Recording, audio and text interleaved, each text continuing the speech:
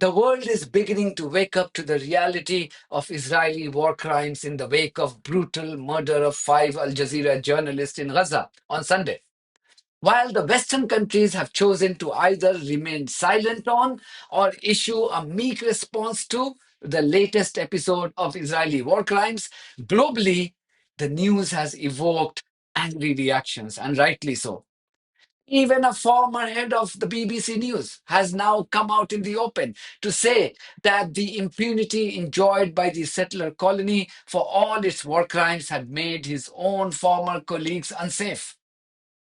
The convicted felon from the US called Donald Trump held a marathon press conference today to blabber about his role in the Russia-Ukraine war.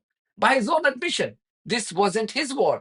This wasn't the war that he started. And yet, he devoted most of his press conference today discussing about this conflict. This despite the fact that he admits now he wouldn't be able to resolve the conflict. I'm going to go and see the parameters. Now, I may leave and say, good luck, and that'll be the end. I may say this is not going to be settled. I mean, there are those that believe that Putin wanted all of Ukraine. I happen to be one of them, by the way. I think if it weren't for me, he would not be even talking to anybody else right now.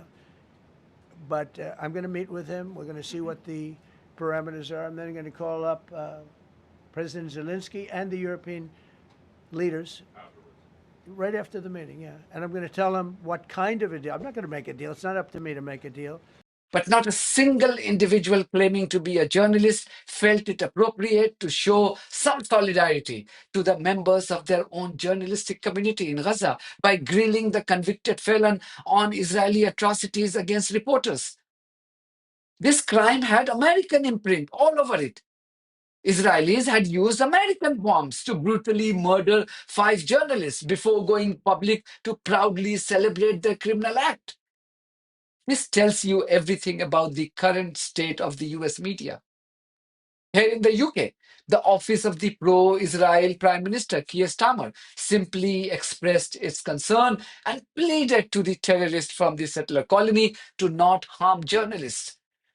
Let's not forget, the Starmer and his compromised minions in the cabinet are the same clowns who would go hysterical if even an Israeli mosquito gets hurt.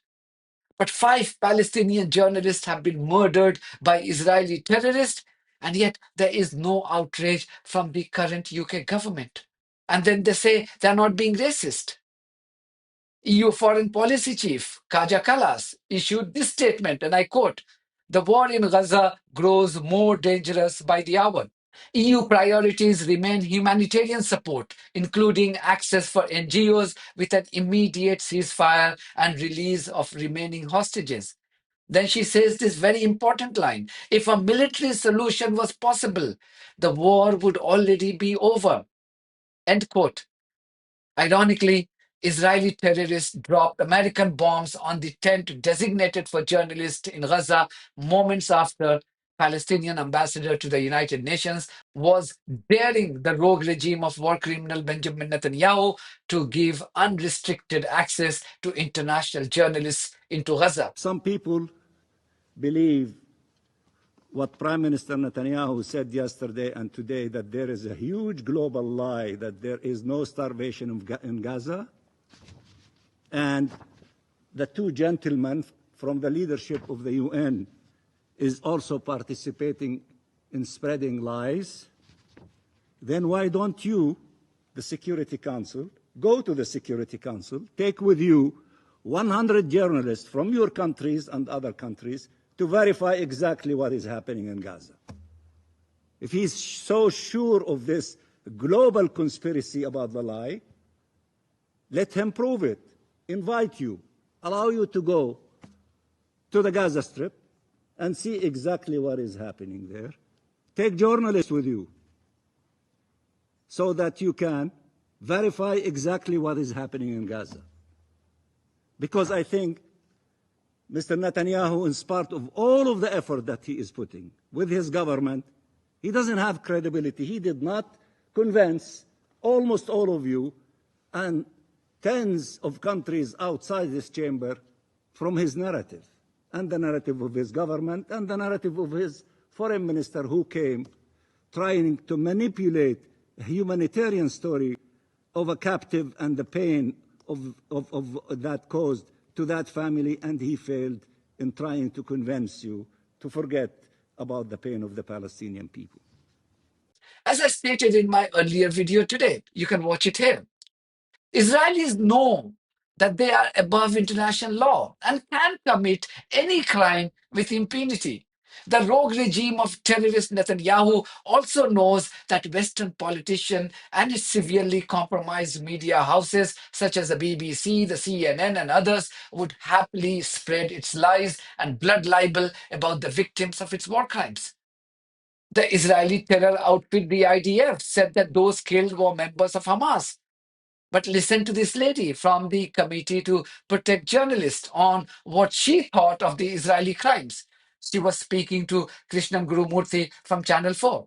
The brazen nature of this attack. Israel has admitted killing Anas al-Sharif. It's admitted targeting the tent in which the journalists were sheltering. But it wasn't just Anas al-Sharif who was killed, whom Israel alleges, with no credible evidence, is a terrorist. There were also at least 5 other journalists there who've been killed. And journalists are civilians. Killing journalists is a war crime. This is a war crime. What do you make of the supposed evidence Israel has put out? You know, they've put out some cables which they claim shows that he was being paid, that he was a Hamas operative. Do they look credible? The evidence doesn't look credible. It shows information about perhaps Anas al-Sharif having been a member of Hamas several years ago. It doesn't allude to the current period. And of course, we can't verify it. They've not released any of those documents to independent media or anyone else so that we can verify the evidence that they're providing. Jon Williams, my former colleague, who was a powerful executive in the World Newsroom during my time in the BBC, issued this warning. The murder of 6 journalists in a single incident is one of the worst attacks on journalists ever. You know, if you remember Charlie Hebdo in Paris in whenever it was, 2008, or the attacks in Afghanistan when a number of journalists were killed in 2016, this ranks up with those attacks as being one of the worst incidents of attacks on journalists ever. You know, in November we have the International Day to End Impunity for Crimes Against Journalists, and there are currently International Criminal Court indictments against individuals. They need to be seen through and they need to be prosecuted, because killing and targeting journalists is a war crime. And if we just turn a blind eye to that, then what's to stop it happening next year or the year after? And all of my former colleagues in this newsroom will be vulnerable, because people can see that you can attack journalists and get away with it. And that is not a situation that we want anybody to be in. Smears that Israel has directed at Palestinian journalists for the last 22 months. There's a pattern here of unsubstantiated allegations that not only delegitimize the individual, they undermine trust in journalism, and that's very dangerous for all of us. Let me read you the statement from the British government, which has come out in the last hour. Gravely concerned by the killing of Aljazeera journalists and other media in Gaza. Number 10 says Israel should ensure journalists can work safely and report without fear. And they've called for an independent investigation. But we've had investigations before, and there is impunity for this kind of thing. Well, we should remember that not in a single case of a Palestinian journalist being killed by Israel has anybody ever been held to account. Before October the 7th, after October the 7th. So talk is cheap. Actually, action needs to be taken, and actions speak louder than words. This should be the reaction from every journalist and those who respect a rule-based world order. We know why Israeli terrorists are doing this. Netanyahu and other genocidal maniacs in his cabinet don't care whether hostages return home alive or they die of starvation or in Israeli bombing. Their only objective is to murder every single Palestinian and erase their trace from the surface of this earth.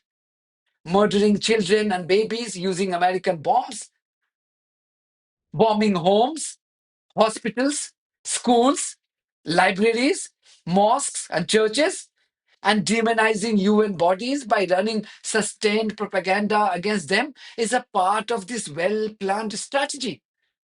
Helping this genocidal regime carry out the Gaza Holocaust with impunity are corrupt rulers of the Western countries, such as the US, the UK, and the EU, among others.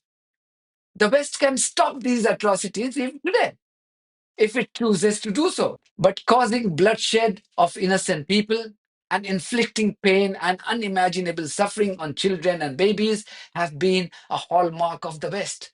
Why must they change now? That's it from me. Thank you very much for your support of this platform and our journalism on buymeacoffee.com and Patreon. If you too think that our journalism is worth supporting, then you too should consider becoming part of it. Details are there in the description of this video. In the meantime, if you haven't subscribed to my channel, please do so, because that's one of the many ways you can support independent journalism. God bless you all.